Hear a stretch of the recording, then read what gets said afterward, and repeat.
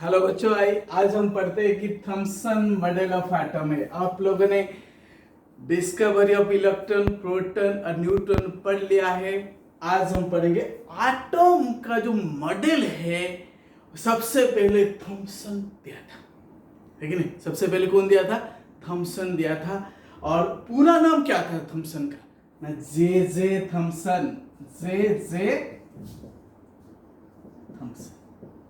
बच्चे देखो, J Thomson 1904 में इस मॉडल को दिया था। देखो यहां पे देखो, जे थॉमसन इलेक्ट्रॉन की डिस्कवरी किया, उसके बाद प्रोटॉन की ई गोल्डस्टीन ने किया 1886 में।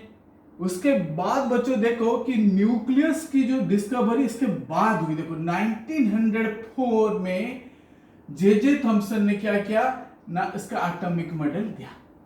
इसके जस्ट बाद 1911 में बच्चे ध्यान से देखो कि रदरफोर्ड ने न्यूक्लियस का डिस्कवर किया। उसके कुछ साल बाद जाकर के बच्चे आपने देखो कि न्यूट्रॉन का चार्ल्स ने डिस्कवर किया है। देखो क्या गैप है, सीक्वेंस। आप सबको क्या करना है ना, थोड़ा सा केमिस्ट्री क्या मिस्ट्री है, या आप केमिकल हिस्ट्री कह सकते हो। Let it. So I am topic में।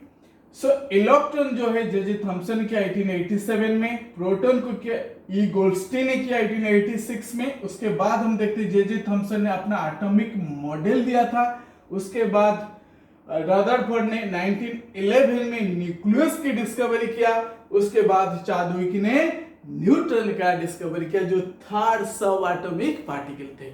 आज देखो कि थॉमसन मॉडल ऑफ एटम एक बेसिक और सिंपल मॉडल ऑफ एटम थी, क्योंकि ये 1904 की बात है। समझ पा रहे? थोड़ा सा अपने आप को रिलैक्स करना है। तो पढ़ते क्या करते हैं ना, अपने आप को थोड़ा सा क्या करते हैं, रिलैक्स करते हैं, तभी तो चीज अंदर जाएगा, है कि नहीं? थोड़ा सा पढ़ाई जो है ना, एक एंजॉयमेटिक होना चाहिए। आइए। सो थॉमसन ने बोला बच्चों, देखो ध्यान से देखो कि एटम जो है एक स्फीयरिकल एटम। क्या है ये? है एटम है, ये क्या है? स्फीयरिकल है। अब तो पता होगा ना कि स्फीयरिकल। आप बचपन से क्या करते हो, ज्योमेट्री में स्फीयर बनाते रहते हो कि नहीं, गोल सा, है कि नहीं? लेकिन तो इसीलिए एटम कैसा था थॉमसन के हिसाब से? ना स्फीयरिकल ही था।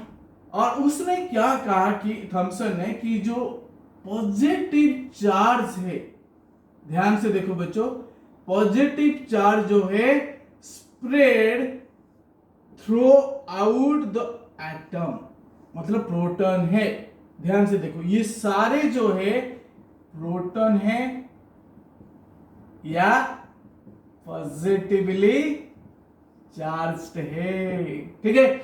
तो इसलिए हम ध्यान से देखो बच्चे, थॉमसन के हिसाब से एटम क्या है? एक स्फेरिकल मॉडल हो गया है, और ये पूरी पॉजिटिवली चार्ज हो गया है। और दूसरी बात इसने कहा बच्चों कि जो इलेक्ट्रॉन्स है, ध्यान से देखो, ये लिख रहा हूं मैं, ध्यान से देखो, ई जो है इलेक्ट्रॉन से वो क्या करते हैं, इसके अंदर फ्लोट करते हैं। क्या करते हैं? ये embedded through out the atom, इसने कहा। ध्यान से देखो, ये पूरा जो है ये एटम है, ये पूरा पॉजिटिवली चार्ज स्फीयर है, और मींस प्रोटॉन का स्फीयर है, मींस प्रोटॉन का स्फीयर है। और यहां पर हम देखते हैं कि जो इलेक्ट्रॉन है इसके अंदर एम्बेडेड है, इसके फ्लोट कर रहे हैं कि नहीं, है कि नहीं? एक बच्चा ने बोला सर कैसे फ्लोट करता है बता दो। मैंने बोला बच्चा देखा हो नदी में कभी तैरा है कि नहीं तैरा है? स्विमिंग, मतलब अगर नदी में नहीं है तो भाई स्विमिंग पूल तो होगा, है कि नहीं? बच्चे क्या करते हैं ना, जब दिवाली के बाद में, है कि नहीं, जब कार्तिक पूर्णिमा के समय में क्या करते हैं, छोटे छोटे नाव बना करके इस पानी में डालते हैं, है कि नहीं? आप देखो समुद्र जो हो गया है कि नहीं, वो क्या हो गया ना, पॉजिटिवली चार्ज स्फीयर। छोटे छोटे छोटे छोटे नाव बना के जो बच्चे इसको, है कि नहीं, इसमें डालते हैं, ये सारे इलेक्ट्रॉन है। लेकिन और एक सिंपली एग्जांपल अगर हम लेते हैं, अभी वाटरमेलन ढूंढने के लिए मैं गया था लेकिन नहीं मिला है। तो आप जानिए कि वाटरमेलन तो आप लोगों ने गर्मियों में बहुत खाते होंगे, है कि नहीं? क्या करता है, बड़ी के लिए क्या होता है, ना है कि नहीं, हाइड्रेट करता है। क्या करता है? वाटरमेलन हमारी बॉडी को हाइड्रेट करता है, मतलब हमारी जल का पूर्ति करता है। लेकिन हमारे अंदर क्या होता है? हाइड्रेशन करता है। तो बच्चे, और देखने में भी अच्छा होता है कि नहीं, रेड रेड सा होता है कि नहीं, रेड रेड सा होता है वाटरमेलन, है कि नहीं। उसके अंदर बच्चे ध्यान से देखो, थोड़ा याददाश्त पीछे की तरफ लो, है कि नहीं। उस वाटरमेलन के अंदर क्या होता है ना, ब्लैक सीड होता है, ब्लैक कलर का सीड होता है, वही इलेक्ट्रॉन है। जो ब्लैक कलर का सीड है वह इलेक्ट्रॉन है, और जो रेड कलर का जो है जिसको हम खाते हैं वो हो गया पॉजिटिवली चार्ज स्फीयर है, वही एटम का मास है बच्चों। उसके अंदर एटम का जो मास है स्प्रेड किया है। अब थॉमसन ने क्या कहा बच्चों, ध्यान अब सुनो, कि एटम जो है पॉजिटिवली चार्ज स्फीयर हो गया, इलेक्ट्रॉन इसमें फ्लोट करता है या एम्बेडेड होता है। तो इसीलिए ये देखने के लिए बच्चों किसकी तरह होती है? वाटरमेलन की तरह होती है? बहुत खाए होंगे आप लोगों ने वाटरमेलन, लेकिन वाटरमेलन क्या होता है? अगर वाटरमेलन की बात करते हैं, ये हो जाते हैं सीड हो जाएगा, ये पूरे जो हो जाएगा रेड कलर वाटरमेलन, जिसको हम खाते हैं। समझ आए? तो इसको थॉमसन ने कहा कि इसको हम प्लम पुडिंग मॉडल भी कहते हैं। ध्यान से देखो, प्लम पुडिंग मॉडल है, वाटरमेलन मॉडल है, प्लम पुडिंग मॉडल, अलग अलग नाम है बच्चों, है कि नहीं। किसी का नाम क्या होता है घर में, है कि नहीं, सही नाम अगर है कि नहीं, कुछ भी ले लो, सही नाम अगर राम हो उसको बुला दिया, स्कूल का नाम राम है, घर में डब्बू बुला लेते है कि, और मम्मी अगर डब्बू बुला लिया तो है कि नहीं, पापा बुलाता है लल्लू आजा, है इस टाइप का अलग अलग नाम होता है बच्चों की। क्या होता है? अलग अलग नाम होती है। तो बच्चे बुरा नहीं मानना है। तो थॉमसन मॉडल ऑफ एटम जो है वो क्या है ना, इसको वाटरमेलन मॉडल कह लो, प्लम पुडिंग मॉडल कह लो, रेजिन पुडिंग मॉडल कह लो, अलग अलग नाम है। जिस नाम से आपको प्यार लगता है बा आपको प्यारा लगता है, आप उस नाम से थॉमसन मॉडल को पुकार सकते हो। थोड़ा सा मजेदार होना चाहिए पढ़ाई, है कि नहीं। केमिस्ट्री सब बोलते सर केमिस्ट्री बोरिंग है, मतलब कोई बोरिंग नहीं है। मेरे क्लास में एक भी नहीं सोता है बाकी बड़े बड़े कोचिंग चले जाओ, है कि नहीं, पीछे बैठ करके करते रहते या मोबाइल चलाते रहते। नहीं, यहाँ नहीं है।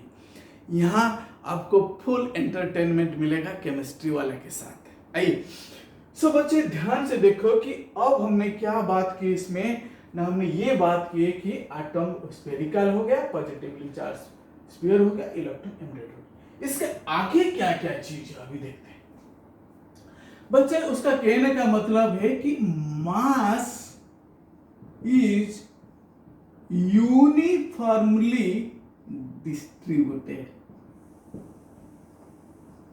थॉमसन ने कहा कि मास जो है uniformly throughout the sphere, ये मास है, throughout the sphere mass फैला हुआ है? और क्या इसने कहा है कि नहीं, atom is stable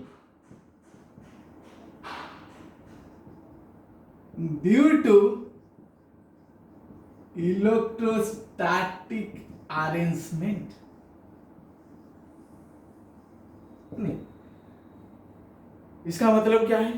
atom stable का मतलब क्या है ना, इलेक्ट्रॉन अपनी जगह में हिलता नहीं है, प्रोटॉन भी अपनी जगह में हिलता नहीं है कि नहीं, स्टेबल है, किसी का किसी से दुश्मनी नहीं है।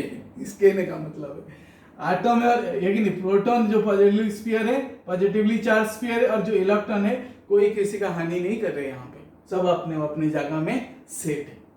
तो इसका मतलब क्या है ना, पॉजिटिव चार्ज और जो इलेक्ट्रॉन नेगेटिव को अट्रैक्ट करके रखता है। क्या करता है? उसको अट्रैक्ट करके रखता है ताकि उसको हिलने ना दे, है कि नहीं, उसको हिलने ना दे। इसीलिए एटम इज स्टेबल। दूसरी बात इसने कहा था कि एटम इज न्यूट्रल, है कि नहीं, जितना पॉजिटिव है उतना ही नेगेटिव है। इसका मतलब जितना प्रोटॉन है उतना ही इलेक्ट्रॉन है, तो इसलिए स्टेबल है? दूसरी बात हम देखते हैं, इसमें बच्चे देखो कि सिग्निफिकेंस क्या रहे इसमें, सिग्निफिकेंस क्या रही इसमें? एक सिग्निफिकेंस, बहुत बड़ी बात इसने कहा कि एटम इज न्यूट्रल है, सचमुच एटम आज भी न्यूट्रल है। उसके बाद रदरफोर्ड आया, उसके बाद बोर्स आया, है कि नहीं? तो जो बोर्स पीरियोडिक टेबल अभी हम पढ़ते हैं वहां पर भी एटम न्यूट्रल है। एक अच्छी बात थॉमसन ने यहाँ पे हमें बताया था, एटम इज न्यूट्रल है। लेकिन बच्चों कुछ डिमेरिट्स है इसमें, कुछ लिमिटेशंस इस थॉमसन मॉडल में है। वो क्या है? थॉमसन मॉडल का जो लिमिटेशन है बच्चों, ध्यान से देखो, लिमिटेशन का मतलब ड्रॉबैक है या कमी है, लिमिटेशंस। बच्चे सबसे बड़ा लिमिटेशन मुझे लगता है कि इसमें अगर है कि उसने कहा कि मास यूनिफॉर्मली स्प्रेड किया है, ये बहुत बड़ा है कि नहीं? पहला लिमिटेशन है कि मास इज यूनिफॉर्मली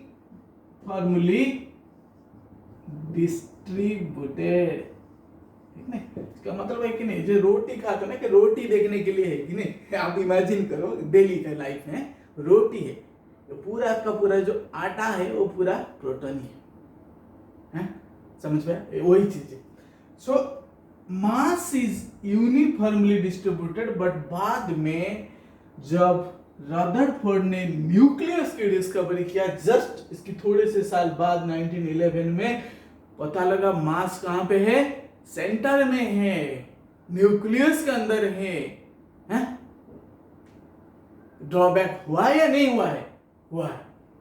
दूसरी बात बच्चों, बहुत बड़ा जो दिखता है वो है it is a static model. ध्यान से देखो बेटा, स्टैटिक मॉडल ये क्या है? एक स्टैटिक मॉडल है कि नहीं? जैसे मैंने थोड़ी देर पहले बोला, कोई किससे दुश्मनी नहीं, ना कोई कहां से हिलता भी नहीं, मतलब इलेक्ट्रॉन फिक्स है, इलेक्ट्रॉन फिक्स है। बाद में पता लगा रदरफोर्ड भी कहा है, बोर्स भी कहा है। अमेजिंग चीज आगे जाके देखोगे रदरफोर्ड मॉडल में क्या है कि न्यू थिंग्स आप जानने को मिलेगा आपको। जरूर इस वीडियो को जरूर आपने देखना है, मिस नहीं करना है। सो इसमें हम देखते हैं कि स्टैटिक मॉडल का मतलब है कि इसने कहा इलेक्ट्रॉन फिक्स है, बट बाद में बोर्स ने कहा कि ये कि नहीं, ऑर्बिट में घूम रहा है? तो it is a static model. एक बहुत बड़ा ड्रॉबैक है कि इलेक्ट्रॉन सोए हुए हैं, इलेक्ट्रॉन सोए हुए जगह नहीं अभी तक। थॉमसन के हिसाब से इलेक्ट्रॉन क्या है? सोए हुए हैं अपनी जगह में। So let it. दूसरी बात हम देखते हैं कि ratio of proton may not be equal to ratio of electron। इसने कहा इलेक्ट्रोस्टैटिक अरेंजमेंट है, एटम न्यूट्रल है, बट ये पक्का नहीं है कि जितना प्रोटॉन तो इतनी सारे जगह में भाई है, पूरे कितने एटम के अंदर फैले हुए, लेकिन इलेक्ट्रॉन तो जगह जगह दिख रहा है। तो कैसे हो सकता है कि रेशियो जो है दोनों का इक्वल हो सकता है? थोड़ा डाउट आ रहा है मन में, है कि नहीं? थोड़ा सा मन में डाउट या कंफ्यूजन क्रिएट हो रहा है कि कैसे हो सकता है?